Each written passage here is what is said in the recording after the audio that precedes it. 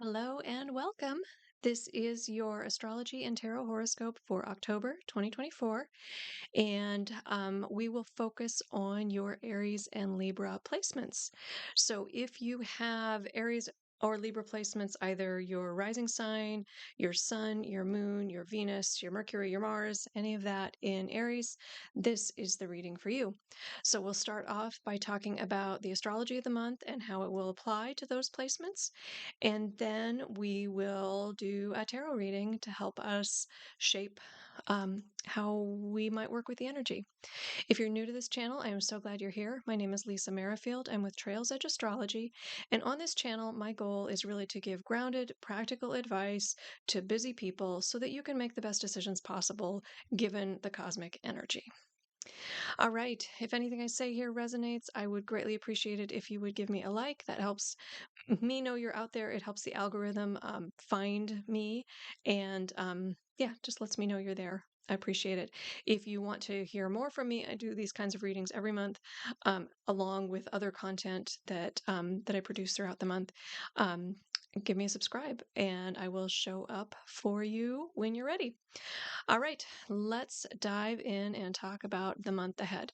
So, October is a busy and potentially a little bit tumultuous month, to say the very least. Um, we start the month on October 2nd with a new moon eclipse, so a solar eclipse. And eclipses always bring change. This eclipse is in Libra. So whatever your Aries and Libra planets are, those two planets are opposites. Or those two signs are opposite. So by definition, they are connected. So you are here because you've got Aries and Libra placements. So this eclipse will impact you, particularly if those placements are around the 10th degree, maybe between the ninth and 12th degree of Aries or Libra. This eclipse is likely to show up for you in a more profound way than somebody who doesn't have placements in that range. So yeah, so eclipses bring pivotal change, they bring transitions, they often bring a little chaos. And so look for that. Think about how you want to work with that. Think about how you want to ground and soothe yourself. This is all at the beginning of the month. And it just kind of starts us off with a bang.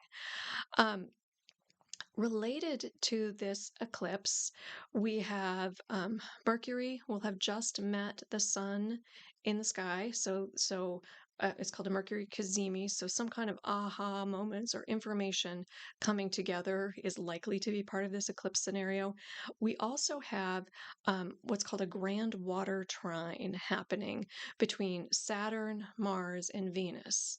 So Saturn is in Pisces, Mars is in Cancer, and Venus is in Scorpio. And this isn't perfect, but it's darn close.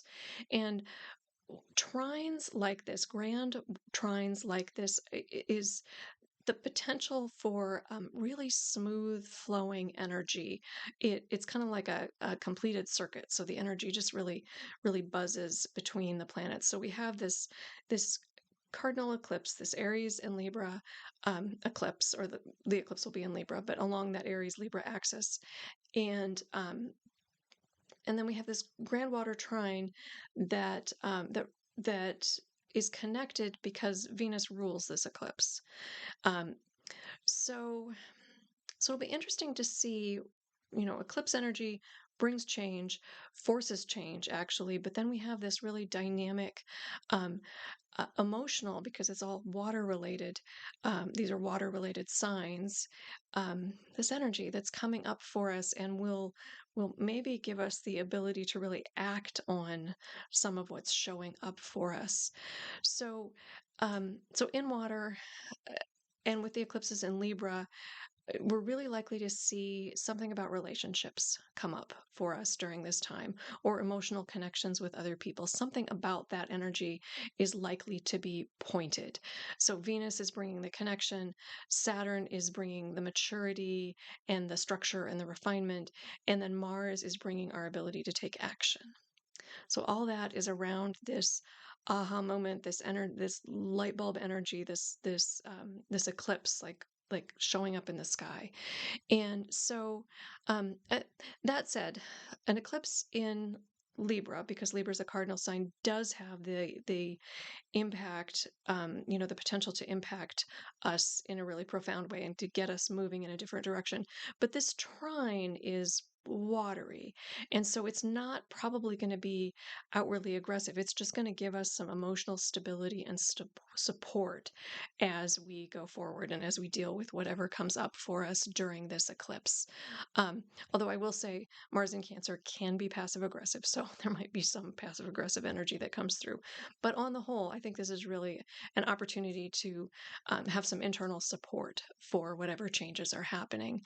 Um, yeah, so I think this eclipse, probably lead with your gut is the really the best advice for this eclipse season and for this grand water trine. So the eclipse, for those of you with Aries and Libra rising, is on your axis of yourself and others. So it's about, by definition, relationships and how you show up in relationships. Um, and this grand water trine, if you're an Aries rising, is showing up in houses that relate to intuition and family and emotional vulnerability. If you're a Libra rising, it's showing up in your houses of money and work and day to day activities.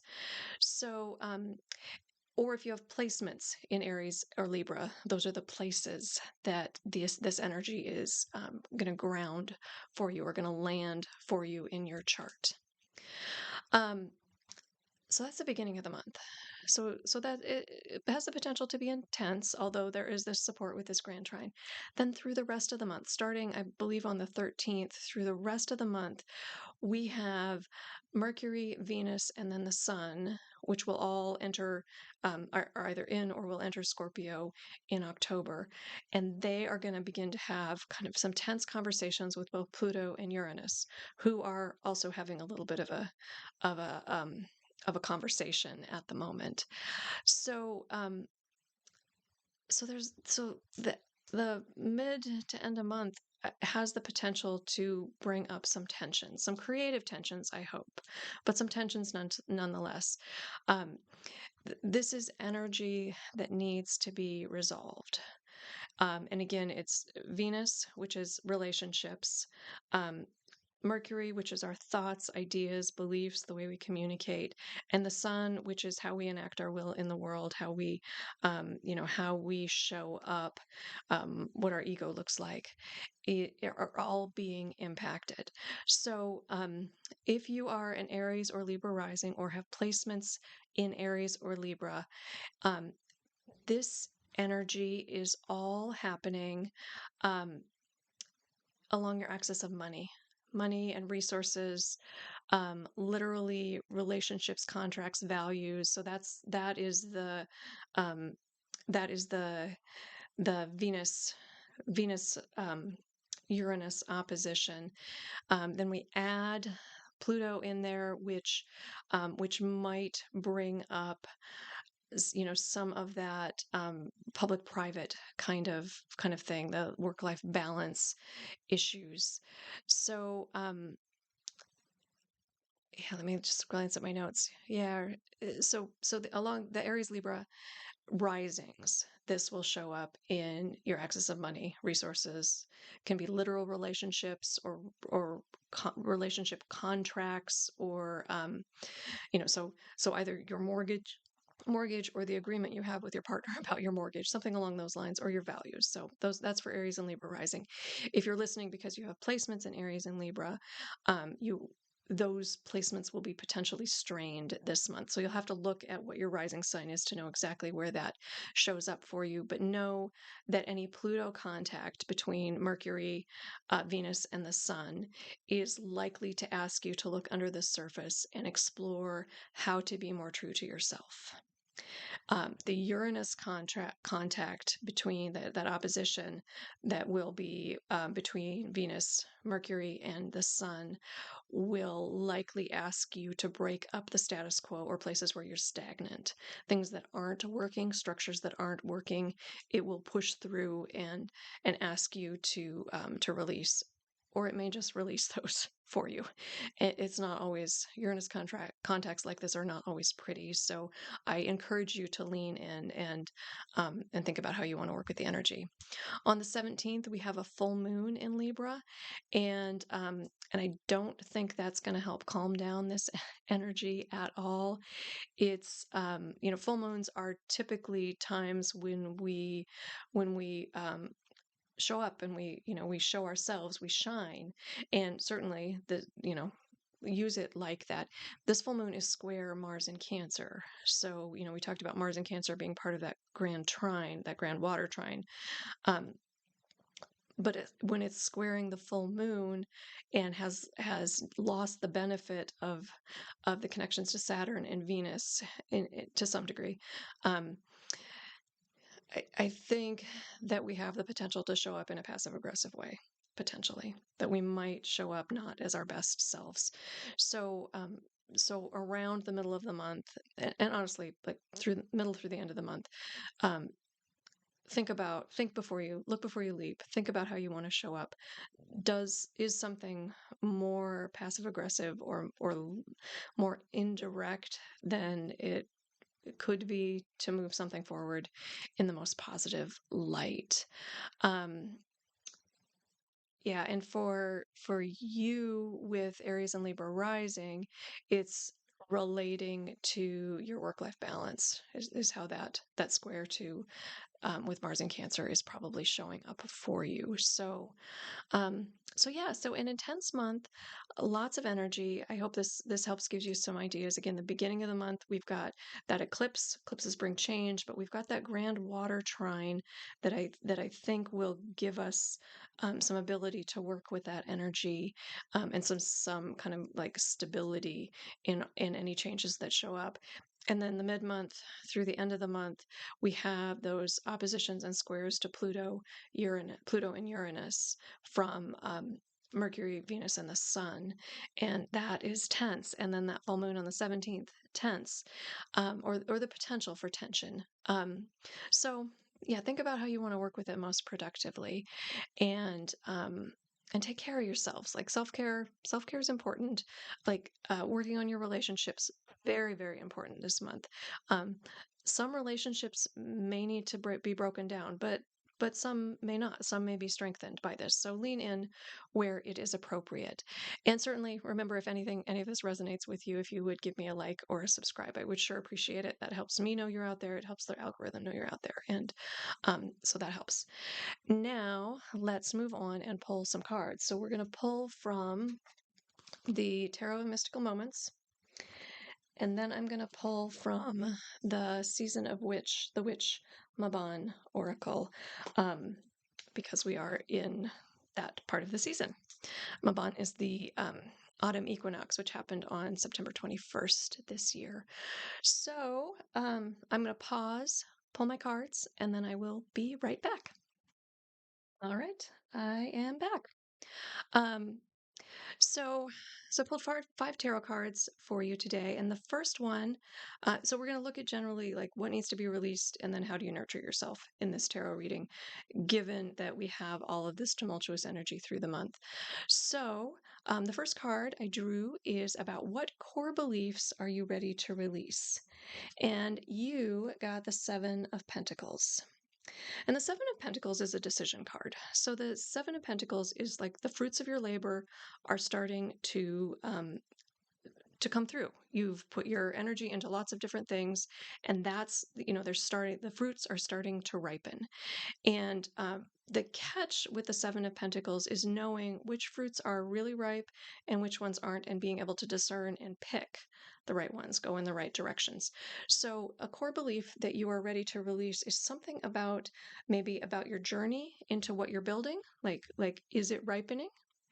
It is. So maybe some core belief um, about the fruits of your labor. Like are the things you're building really coming to fruition, or maybe some doubt that that is happening. um, the flip side of that could be that there may be a core belief that you either have to do everything or only one thing, that you'll need to revise. So something about that decision making process for you is up for revision. And pentacles are about material, things happening in the material world. So this could be a job, this could be something about money, some limiting beliefs around money.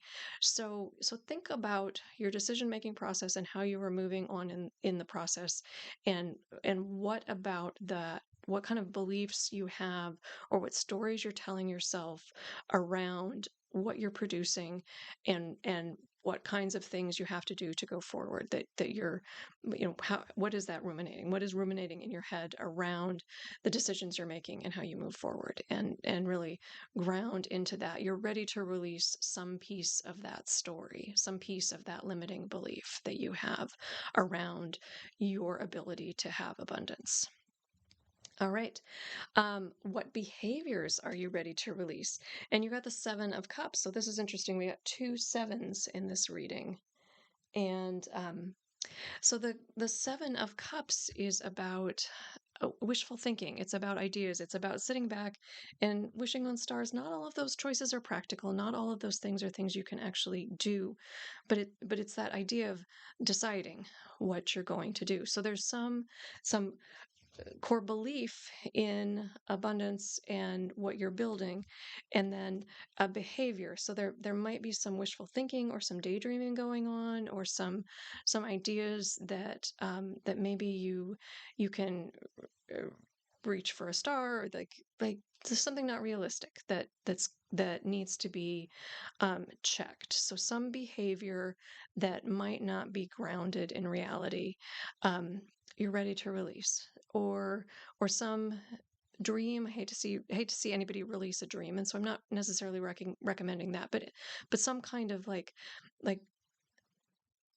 thing you were really striving towards that you're never going to get to, or really isn't even what you want. Maybe that's it. Maybe you don't actually want this thing. So there's some behavior that you've been practicing, that that isn't realistic, that isn't grounded, that's kind of like just wishing on a star. And it's time to release that, and think about what you really have control over, and what you can really step into. I hope that makes sense. All right. What seeds are you ready to set? So once you've released this limiting belief about what you can produce, and this behavior about kind of always going for the thing. You know what? I'm gonna add to this a little bit now that I'm thinking about it. So the Seven of Cups, I wonder if this is like the Don Quixote effect. Like I'm going all in or nothing, or I have this thing that I know isn't true, but I just, I'm just going for it. So some behavior that's not realistic. Um, so once you've kind of like packed that away, this is the season to like figure out what that is, and release it. Release those limiting beliefs, release those behaviors that aren't serving you. Then what are you ready to set? So right now we are putting energy into the seeds. We're going to plant our seeds soon. So we're putting energy into the seeds that we want to grow in this next season. So we plant our seeds at the end of this month, and they grow through the equinox in the spring. Underground, they grow for about 6 months. So we plant them now, or we set them now. We put the energy into it. So this is a long-term reward. So what seeds are you ready to set? You got the Ace of Wands. So aces are the core energy of any suit, and wands are about passion and creativity. So I think there is something that you are ready to bring into the world, um, some um, labor of love that you are ready, some yearning of your heart that you are ready to put some energy into, that you are ready to put into a seed that you will plant underground and let germinate over the winter. So see if that feels like anything. There's something that you're ready to set, but it's definitely about creativity and passion. So it's not about, you know, can I earn more money, or can I, get this better job? This is like your heart's calling, the longing of your heart. What do you really want to do? What do you really want to build in the next year?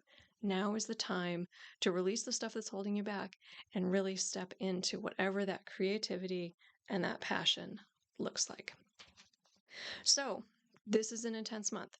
What tools do you have internally within your own being to help soothe yourself and get yourself through this month, which could be energetically difficult? So, you have the Magician. And the Magician is all about the ability to manifest. It's all about you having all of the tools you need to build whatever it is you are trying to build. So I think that that this month, remembering that you've done all the work, you've planted, you've set all the seeds, you've grown the things are coming into fruition, things are building and ripening, and you have all the tools you need. So to help soothe yourself, lean back into all of the work you have done, all of the building that you have done, all of the growth that has happened, and know that you have the tools you need to set whatever this creative passion is into motion. Even if it's just a little spark in your brain at this point, a little spark in your heart at this point, like put that into a seed and know that you're going to plant it soon, and you're going to let it sit for 6 months while we are in the dark half of the year, and and then it will start to grow and to germinate.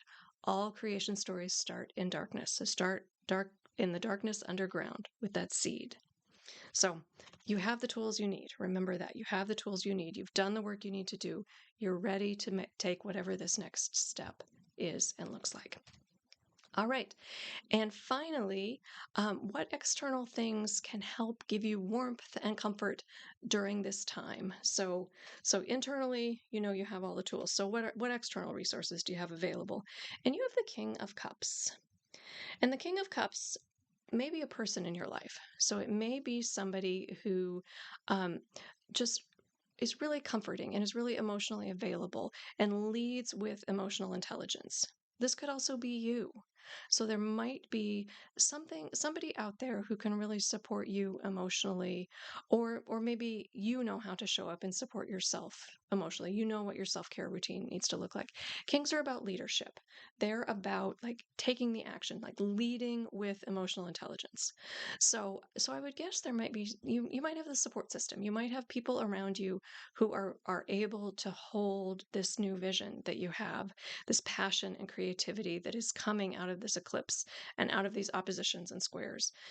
Like whatever that is, there's somebody there, I think, that can hold that for you. So look for who that person is, and look at the ways that you can lean in and really benefit from that emotional intelligence, or that that ability to hold space for what you're going through. All right, and last but not least, let's pull a Season of the Witch card and see what the Oracle has to say for you, and then we'll close up. Again, if this resonates, if you like this, would you give me a like and a subscribe? I would greatly appreciate it. Let the algorithm know you're out there, and let's see what the Season of Witch has in store for you. You got the Maple Tree, and the card says, there is a change coming that is so big, it will shift all that exists. No pressure there.